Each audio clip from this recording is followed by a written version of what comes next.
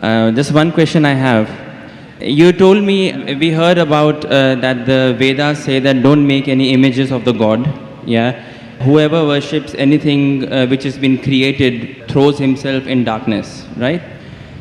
The difference between Bhagwan and Allah is that Allah says that if you worship anyone apart from me, I will punish you forever and ever, and I will not spare you of this sin. But nowhere in Hinduism's books would you see that Bhagwan is saying, okay, if you worship anything apart from me, you will be put in narak, which is the Hindi word for hell, forever and ever.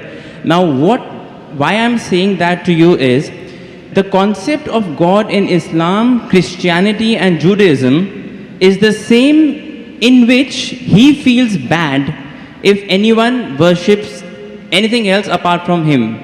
But the concept of the other side of the religions, which is Hinduism, Buddhism, or those sides, the concept of God there, I think, is more, the God of those religions is more large-hearted, because he doesn't say to you that I'm going to put you in hell if you don't worship me. Although I understand that it is wrong to worship idols, it is wrong to worship created things.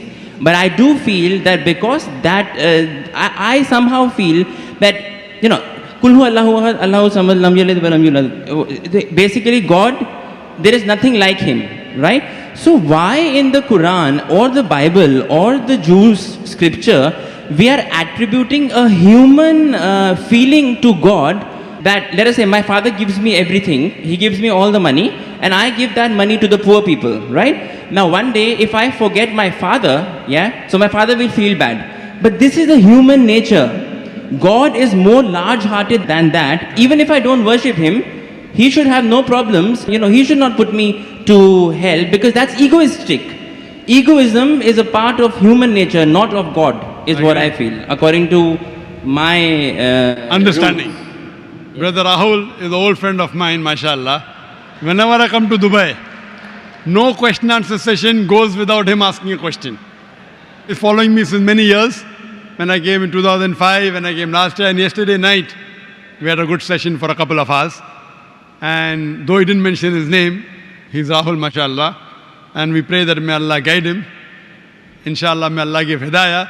And he asks very good questions. Always difficult questions, very good questions. I like it. It's a challenge for me. He asked me new question. I like challenges. And always I say he asked a good question. This is one of my last questions, sir. One of my last questions. Last question before you accept Islam. One of my last questions. Before you accept Islam. Clarify this. It just struck me. Actually, He told me he will not accept Islam in public, so I don't know problem. No, it's okay. Will you clarify me on this? I'll clarify with you, and I won't ask you to accept Islam in public. We have done that yesterday. Sir, Islam is a glorious religion, and it's given me a lot of peace, and I can say many good things about it, but please clarify. And you told, I'll clarify. You told me you have spent more time studying Islam than what you spend time in getting your degree of engineering. It is right. That's right. And I enjoy it more. Therefore, I enjoy your questions also. The brother asked a very good question, very attacking, very tricky, difficult question, that he understands that all the religions, Christianity, Islam, Hinduism, say there's no God except one God, don't make images, don't make idols. But Islam goes a step further. He will forgive any other sin except the sin of shirk. Surah Nisa chapter 4 verse 48, Surah Nisa chapter 4 verse 116. But in Hinduism, nowhere does it say that if you do shirk, Allah will not forgive you. Before I ask you a question about large-heartedness, nowhere does the Quran say that if you commit a murder, Allah will not forgive you. Brother, nowhere does the Quran say that if you commit murder, Allah will not forgive you. Does it mean that I will go and commit murder? Brother. Repeat again, sorry? Nowhere does the Quran say that if you commit murder, though it is the second largest sin in Islam, in the major sins, number 2 is committing murder of an innocent human being. Yes. After shirk is murder. Though the Quran says in Surah Ma'idah chapter 5 verse 32, that if anyone kills any innocent human being, unless it be for murder or for creating corruption in the land, it is as though you have killed the whole of humanity. But nowhere does the Quran say that if you commit murder, Allah will not forgive you. Allah will never forgive you. Does it mean that I will go and commit murder? No. Yeah, enough. Same way, when the Vedas don't mention that if you don't do shirk, Allah will not forgive you, you should not do shirk. I understand. Very good. You are an understanding person. I'll come to the large-hearted one afterwards. I haven't answered your full question. I've only answered the first part of your first question. I'll come to your large-heartedness afterwards. Yeah, I mean... I'll come to it. That's fine. Yeah. But I like, cutting down the questions so that you understand better. Yes. Or if you understand, the other people also should understand. You're an intelligent person, I know that. Sure. MashaAllah, engineer done from UK. That's what he told me yesterday. Now coming to your part of large-heartedness. Yeah. That in Islam, if you don't do this, I'll punish you. That is a human nature. That if the father gives money to the son, son gives in charity, tomorrow the son doesn't ask about the father, so father feels bad. It's human nature, I agree with you. God is far superior, I agree with you. Yes. So why does God feel bad? Yes. Very good question, very intelligent question. Inshallah you will get convinced. I won't ask you to accept Islam in public. Sure. That we have done that yesterday. Yes. The Quran says, Allah subhanahu wa ta'ala does not require you, you require him. Now coming to the question. Now I'm making your question more easy. Mm-hmm. Why we have to say Allahu Akbar, Allah is the greatest? Allah asks you to say Allahu Akbar, Allah is the greatest. Tomorrow if you don't say Allah is the greatest, do you think Allah will become less? No. No, yeah. Whether you say or not, Allah is already the greatest. Irrespective whether you say or not, it will make no difference, not even an iota of difference. He is already the greatest. He will remain irrespective whether you say or not. Why does he ask you to say that is the question. The question is, Allah subhanahu wa ta'ala knows the human psychology. For example, your mother has a heart attack. And now, you have heard of a very famous heart specialist in the world. If you know he's famous, he will give you some advice for your mother. Another person who's unknown, he comes and gives you advice. Whose advice will you follow?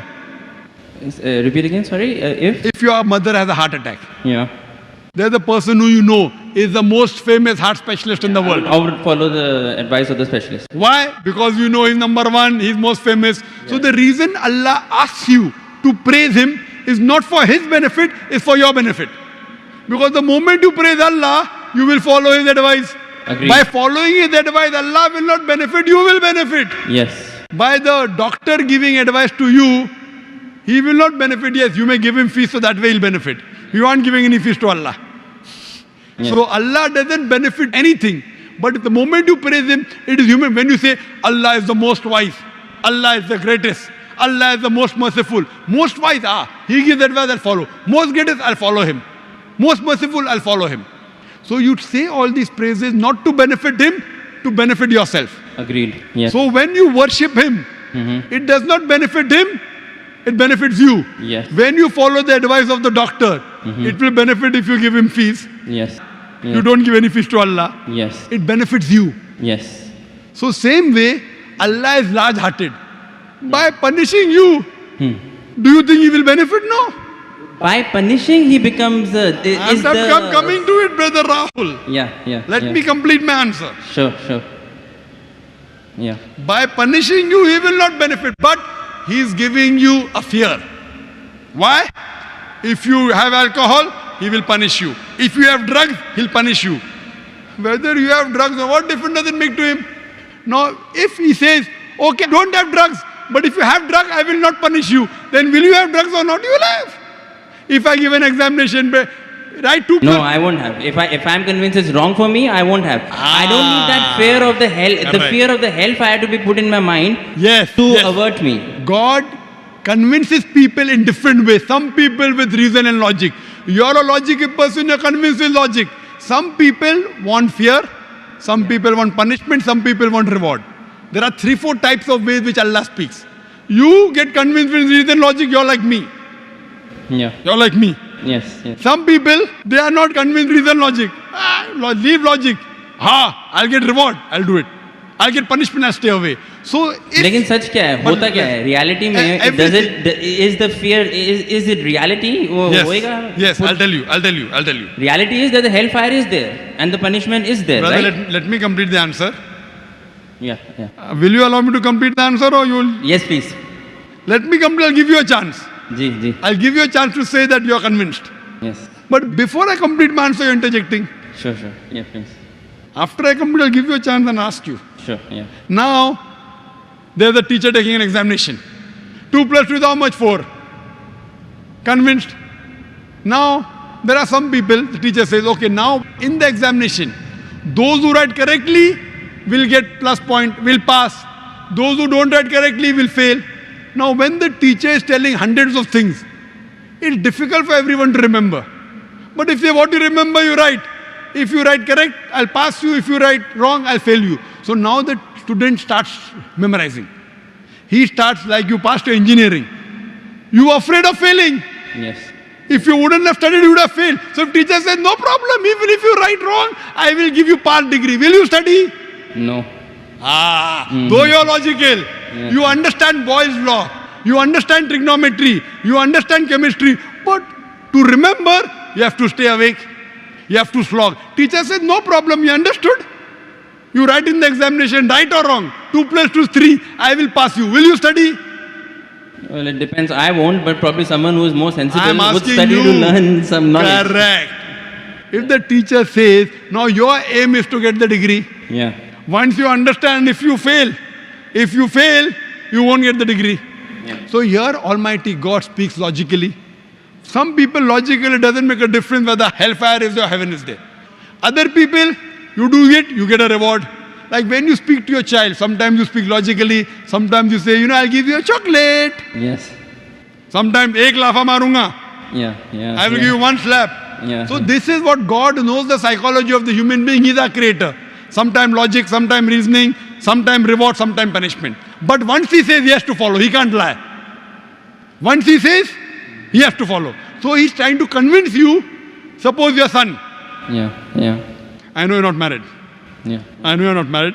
Inshallah, one day when you get married. And if your son. Yes. And your son, inshallah, I'll marry a Muslim, inshallah. Yes, inshallah. So your son, when you have a son, Yeah. 5 years old, he wants to jump from 10th floor. You say, my son, don't jump, you'll die. I want to jump. You will die. No problem, I want to jump. 1 slap you will give him, right or wrong? Yes. You will tell him, I'll slap you. Yes. Yet if he wants to jump, you will slap him. A Yes. father is cruel to be kind. Is your intention to hurt him? No. Your intention is to hurt him little so that he prevents from the bigger hurt. Yes. So here if he says, no, I'm only acting. Maybe for little time you will think, I'll punish you and you don't punish him. But if he wants to jump, you will not wait till he jumps. You will give him one tight slap. The same way God here, he tells you this is good, this is bad, this is reward, this is punishment. And once he says something, he's honest. In Islam, God is the most kind. He wants the human being to improve. The other God, okay, no problem. Even if you write wrong, I'll pass you. What kind of a teacher is this? Suppose tomorrow, there's a student studying with you. He writes wrong answers. You slog. You stay awake in the night. This person plays hooky, enjoys, writes everything wrong. And the teacher says, both get first class first. Will you be happy with the teacher? No. Why? You are a very unkind person. Very cruel. Unkind, not a good human being. I am wrong. Because you believe in justice. So besides God being kind and merciful, He is also just. Imagine someone rapes your sister, rapes your mother. God says, no problem. I'll forgive. On the day of judgment, won't you tell God? Why did you not punish him? No, that's okay. I'm talking about Wait, God being egoistic on His own He self. is not egoistic at all. No, but He is saying It if you makes- do shirk, then I will put you in hellfire forever and ever. I'm not saying that He should not punish wrong deeds. But He is putting on His own self that if you associate partners with me, along with worshipping me, if you worship someone else, even then I will not forgive you. That's the right thing. That's Because egoism. If the doctor says, Yes. if suppose the heart specialist tells your mother, see, this is a good thing, have only this medicine, nothing else. Someone else says, okay, have this medicine also. So that heart specialist tells you, if you mix it with something else, the mother will die. So will you listen to somebody else or not? Will you listen or not? Heart specialist saying, don't have anything else except this sorbitrate. Keep it below your tongue. Yes. Now another doctor comes, I'm a very good doctor. You don't know him also. I will listen to heart specialist. Correct. Yes. Heart specialist specialized, but God is a bigger heart specialist. So heart specialist you want to follow, you don't want to follow your creator who's created your heart. What No, kind no, of no, no, sir, sir. Wait. Let me complete. Yes. Let me complete. Yes. So you, being logical, Yeah. when you want to follow the heart specialist, when the heart specialist tell you, don't listen to anyone else because they have told you the total truth, that heart specialist can be wrong because he's a human being. Almighty God, when he says, do not worship anyone else besides me, he knows that if you think somebody else is also the greatest, and if you follow something wrong, it will harm you. God does not want to see to it that his creations are harmed. He is going out of the way to give you an ultimate warning.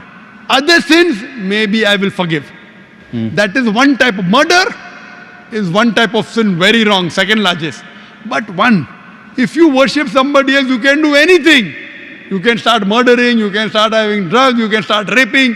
It's too dangerous. This is the guidance. It is complete.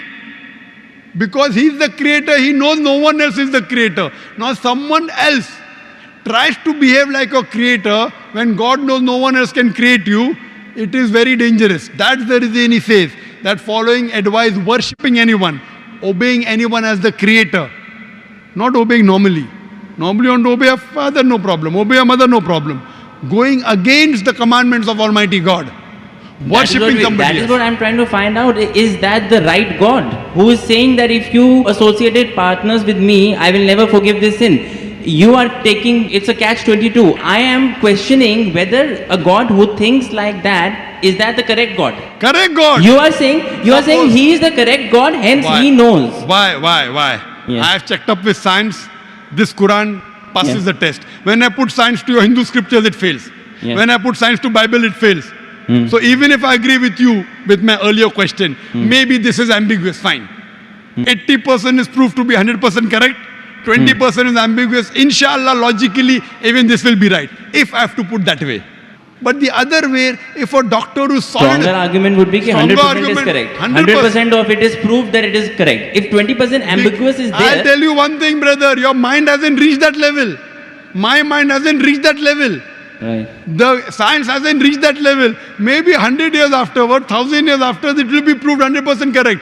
We are limited. The problem is in you and me, not in the Quran.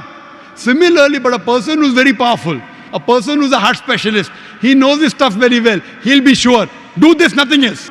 A person who's not sure, okay, have this medicine also, have that medicine also. So person who's cocksure of himself, like the Creator Almighty God, he will give this commandment. Now he's cocksure. You are not cocksure about him that he's the creator. Yes. Once you're cocksure, you'll follow. I am cocksure that this is the word of Almighty God. You aren't. Yes. So once your research gets complete, Yes.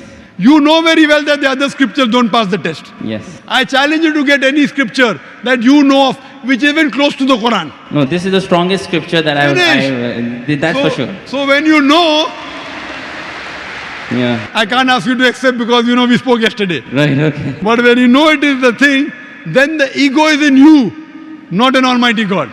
The ego is in you. I don't have ego. And I pray to I Almighty told God. you all the ones I have read, this is the strongest. I pray to Almighty God. You know, because I love you, Rahul. Yes, I love you too. I love you. That's the reason I pray to Almighty God to give hidayah. You don't have to proclaim. You asked me yesterday, do I have to proclaim? I said, no, you don't have to proclaim. Yeah. So I think that you are a person who submit your will to God, and may God guide you, and may you get a good submitting Muslim life partner. Thank you. Thank you.